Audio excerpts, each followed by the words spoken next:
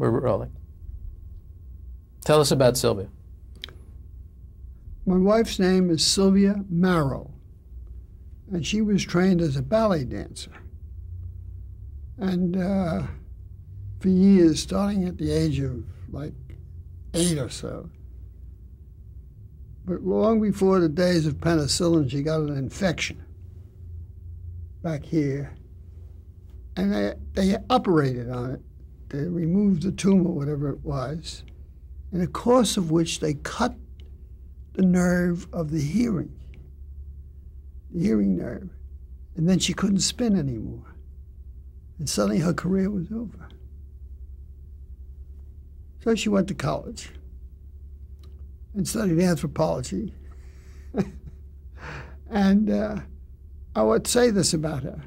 She was extremely talented. She took care of all the bills, all the money, all the investments, because I made a lot of money, everything. She also could design dresses and make them from the first stitch. She also could make jewelry, and she had all the equipment in the house to melt gold and do all that kind of stuff. And she could fix all electrical switches. And when she was dying, which she finally did, when she was 82 years old, we were married 61 years. I was talking to my daughter, and I was sitting there talking to her on that last night. And I said to her, "You got any practical advice for me now that you are walking out on me?" And she said, "Yes." I said, "What is it?" She said, "Don't try to balance the checkbook. You'll never make it." That's number one. Then she fell asleep because they had given her this. She had taken the medicine. And we had 2 Filipino nurses, so everything worked okay. And finally she opened her eyes again, and I said, "Well, when am I going to see you again?" And she said, "I'm going to be stardust, and someday you'll be stardust, and we'll meet again." And I, being a wise guy, said to her, "Yeah, but you can be light years away." She said, "Did I ever have any trouble finding you before?" Then she went to sleep and died. That's wonderful. She was quite a woman. It sounds like it. I was very happy marriage. Oh, well, she was in the hospital because she had cancer, and the doctors were bothering her and so on. So my surgeon said, "Look, let me go in and examine her." And he went in and he opened her up, and then came out and said, "She's going to be dead in 10 to 30 days. She has cancer all over the abdomen, and it's the end." So we went and told her, because we had that kind of relation. She said, "Well, let's go home. What are we doing here?" So I had her bedroom changed into a hospital room. I had the 2 nurses and all the equipment in there, and she went home in an ambulance. And all her friends used to come and see her to say goodbye. You know how it was. And I used to sit around all day there. And so one day, one afternoon, it was late, someone came in and said, "There's a telephone for you." As I got up, I didn't realize my leg was asleep. So I fell down, and I broke my ankle. So I called up the doctor. He says, "What kind of a break is it?" I said, "A regular break, you know." He said, "No skin torn, no blood?" No. I said, "No." He said, "Well, come in tomorrow. I'll set it. It's no big deal. But put a lot of ice on." So I did. After about an hour, a message comes from my wife's bedroom. "I haven't seen Abe for about an hour. Where is he?" So I come in with all this stuff, bandages and stuff, and she looks at me and she says, "What happened?" So I tell her, and she said, "You can't stand it if I get a little attention, can you?"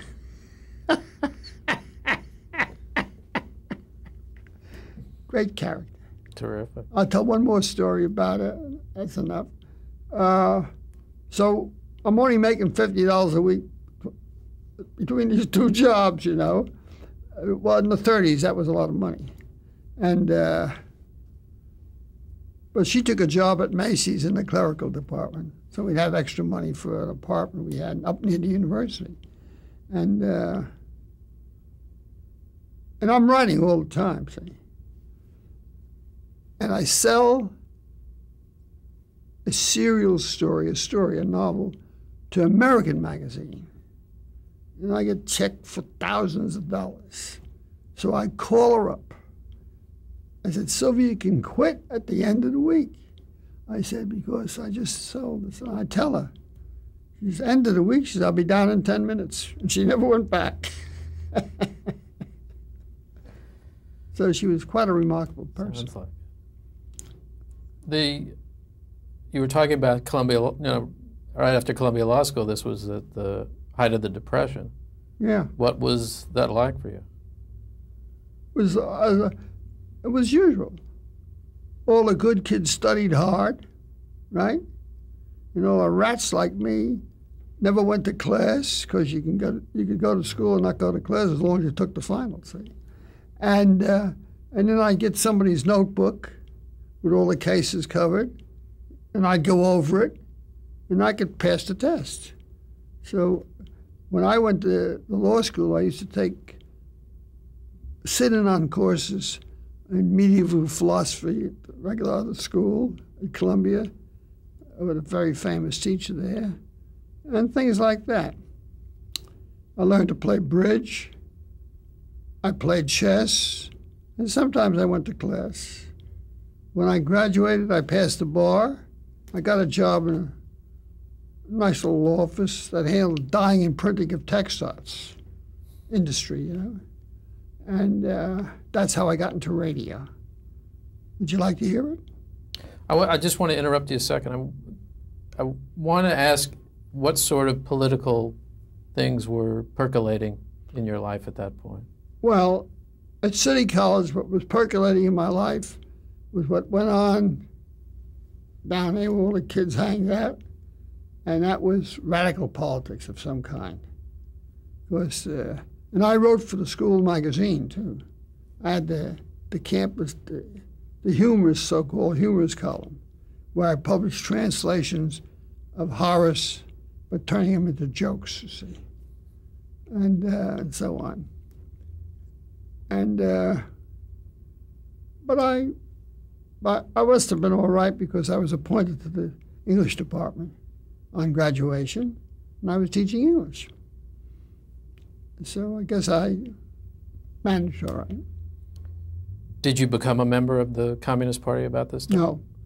After I was teaching there a while, there was a anti-fascist league started among the teachers, and there were teachers who were members of the Communist Party, Kopstein and some other few guys, but there was a general anti-fascist feeling, and that's what I belonged to then. I didn't join the Communist Party till later on. My father was opposed to communism because he was a socialist. I was a supporter of Eugene V. Debs. Yes, the Debs.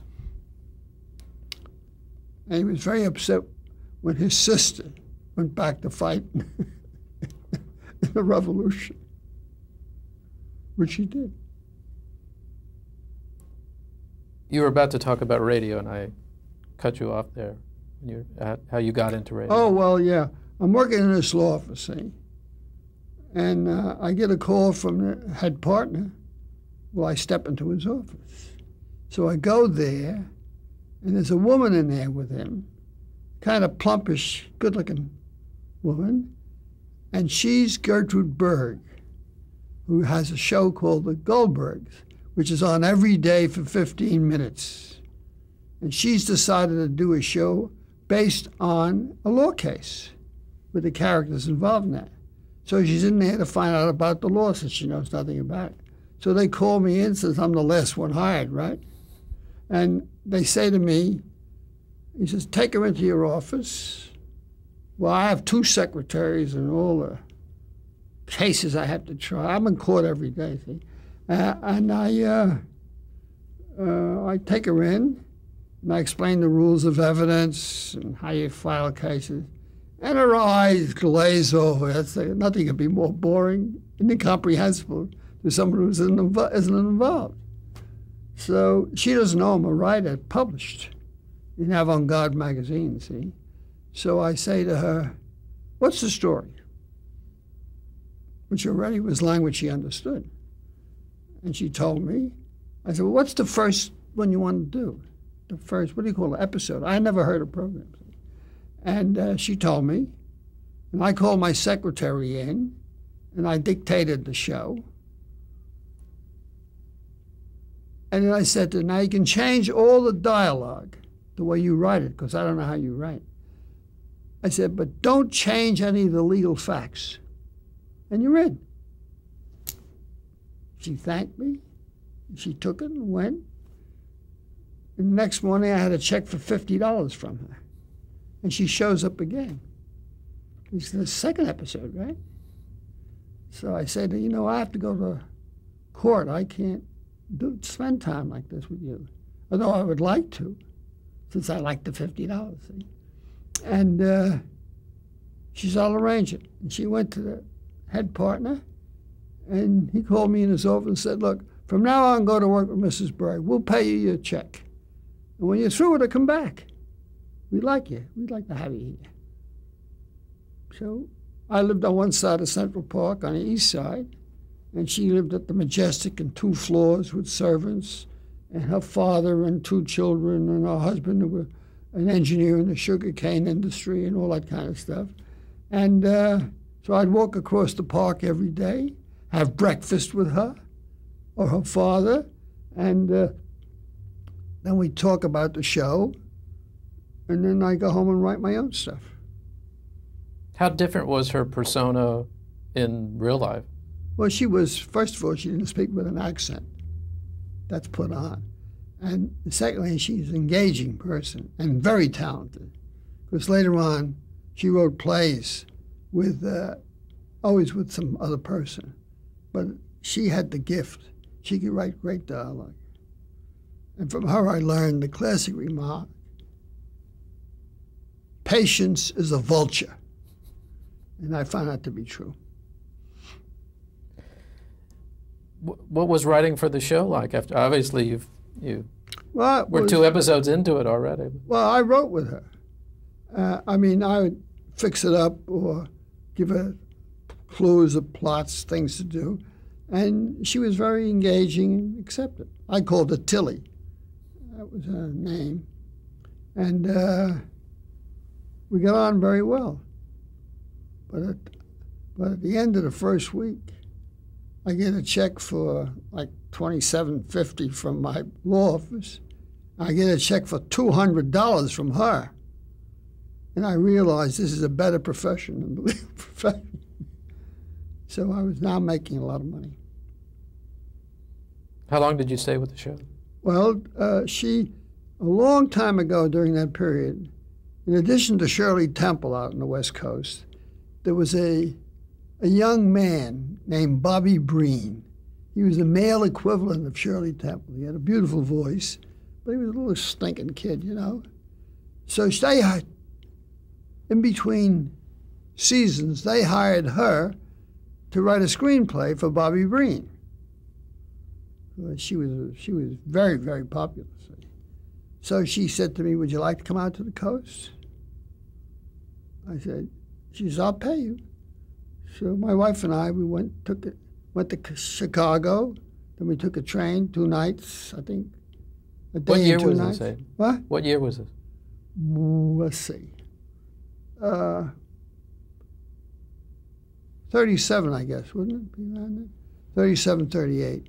And I went out to the coast with her, and she stuck me up at the Roosevelt Hotel, like that, you know. And she consulted me. She took an apartment someplace else, and finally a house. And I used to meet her and discuss it. Well, I even bought a car, a second-hand Chevrolet, which where the top could come down, you know. I went, I had a good time. What were your impressions of California then? That was your first time? Yeah, well, I met Paul Jarrico at that time, who was a beginning writer. He was married to Sylvia Jarrico, who was a scientist and a bright woman. And I met Ernest Hemingway, who was raising money for ambulances for Spain. And I met, well, everybody.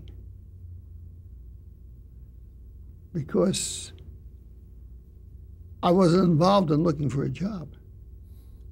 See, it gives you a certain independence. So I enjoyed it. It was great. It was an environment totally crazy to me.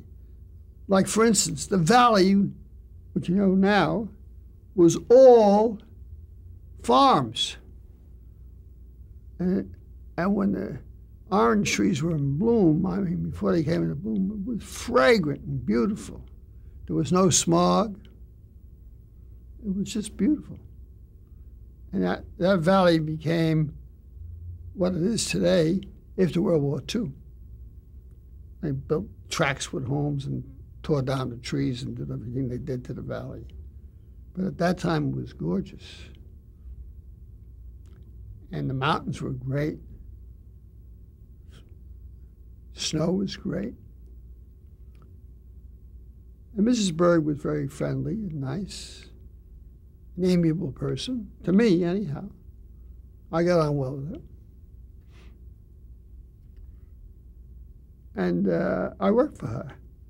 And finally I was making about $400 a week, which was enormous money in those days, considering all I did is have lunch with her and discuss the plot of the story. It was great.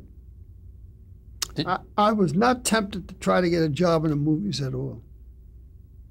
But through Benny, I had worked on radio because he introduced me to Orson Welles. So I tell you what I first saw Orson Welles is, I go up to, there's a place in the 30s someplace where Welles has a studio. And I walk in and everybody is in the toilet. The toilet's there, flushing the toilets. This is the sewers of Paris they're doing for Les Miserables. Radio was marvelous. This is the Mercury Theater? Yeah. And I wrote a show for them and so on. Which show was that? On Daniel Webster. And I worked on I did a show for their famous radio series. It was on once a week. And it was they were proud of it. They did more artistic shows on it. And so I did a show for them too. But I was employed any place I wanted to be employed because I'm writing now every day. I get up every day, 6:30, 7 o'clock, I'm typing. And I work till noon. Then I quit and go have lunch with my friends. But that's my life. And I used to watch my kids play, and they'd pretend to be me. And they sit at the typewriter and pretend to type, you know. And then the guy said, and the kid would say, "Shut up over there, don't make all that noise." That's me, see? It was a good life. Can you talk a little bit more about Welles and your impression of him? And Oh, he was extremely talented, as you well know. He changed every medium he ever worked in. Radio, film, and theater. And he made great contributions to all of that. He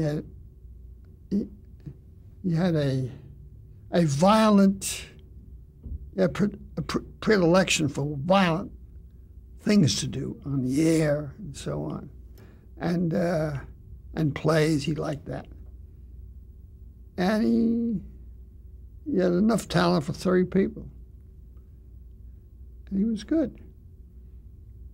And you worked with John Houseman also? I worked with John Houseman. In fact, that's who you work with. You don't work with Wells, you work with John Houseman, who changes what you write, see. And I didn't like that about the whole business. I don't like anybody to interfere with my writing. Was that very indicative of radio or just the Wells group? Or? It's just that I don't like working with anybody who changes my stuff. And that's why I don't get on well with the movies. And that's why when I got a recent prize from the film reviewers in town, they awarded me a Lifetime Achievement Award. I quoted from Marcel Proust, Swan's Way, where Swan in the last volume is getting a haircut. And he looks at the mirror and says, "To think I spent the best years of my life making love to a woman who wasn't my style," which was true. And I said, quoting that, "I spent the best years of my life working in a profession that isn't my style, and I hate it." And I said that. But they gave me the award anyhow. Were you involved in the War of the Worlds broadcast or present at the? No, I had nothing to do with it. But I knew the people involved. By then I had a farm up in the country, Dutchess County, and so across the river was where Howard Koch lived. What was the name of that famous town where they met? And it became a singing historical moment. Begins with a W, I think. Well, I'll remember it. That's why I wish my friend was here. He remembers all those things. And so I used to see Howard Koch, who's a deadly player in that game. Were you surprised by the reaction to the War of the Worlds, how the public reacted? No. Oh, of course I was surprised. Because, after all, I'm a materialist. And I know there are no other worlds with people flying around and threatening. That's all bull, you know? And in my mind. So it's just odd to me, that's all, that people believe in such nonsense and act on it. But they were really frightened. That was Absolutely. remarkable. Imagine what an idea they have of the nature of reality. Showed the power of the medium and their... It's the power of the lack of power in the people. They have no brains. That's all it is. You gotta, if you know science, you know it's impossible. It couldn't be like that. It could be, it is possible that there may be human life elsewhere, since the universe is so enormous, and we don't even know where the end of it is. But you can't tell, because organic life is a natural outcome of certain physical conditions on a planet. And since there are millions of planets out there and hundreds of millions of stars, God knows. But we have no proof of any of that. Anyhow, it's all too far away and you'll never know. Were you impressed by the mass hysteria that resulted? Well, there's nothing to be impressed by in mass hysteria. It's shocking to think that people are like this. But I was in World War II, so I know there's worse things than that kind of mass hysteria. We're going to get to World War II in a minute. I wanted to ask you about the first time you saw television. The first time I saw You what? saw television. Television? Let's see, what did I see? Did you see it at the World's Fair? Have a chance to see it at the Yeah, I New went York to the World's World's Fair. Maybe I saw it there. I don't remember. But I can tell you right now, I can't stand the ads, so I can't watch it. I can't stand the... I like to pay attention to the story. They prevent you from paying attention to the story unless you have one of those brilliant minds that the television people have, where they ignore all this. But I can't ignore all that. Did it strike you as an interesting experiment, television? Were you... No, I thought it was a wonderful thing. I mean, entertainment. You put pictures on, you put anything on. And, but one day my son brought to my house a computer, a printer, all that stuff. And he said, why don't you write on this? We'll show you how to do it.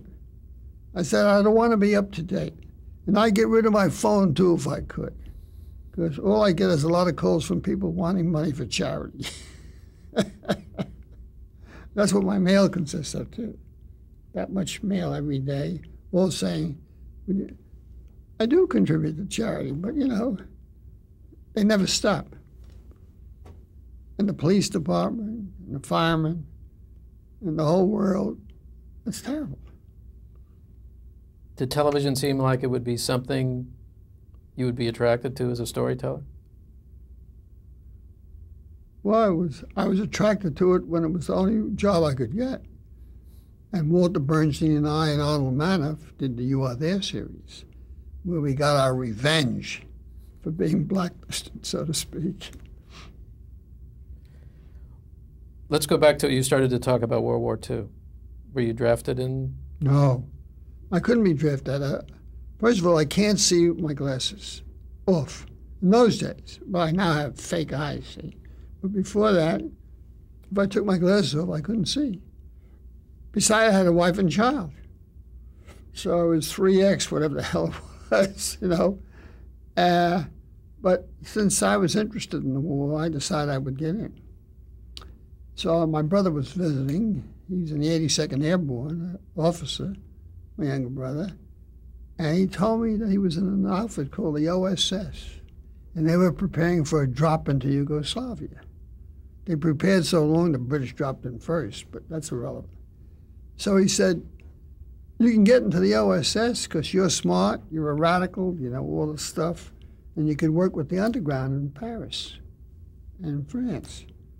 That's how I ended up.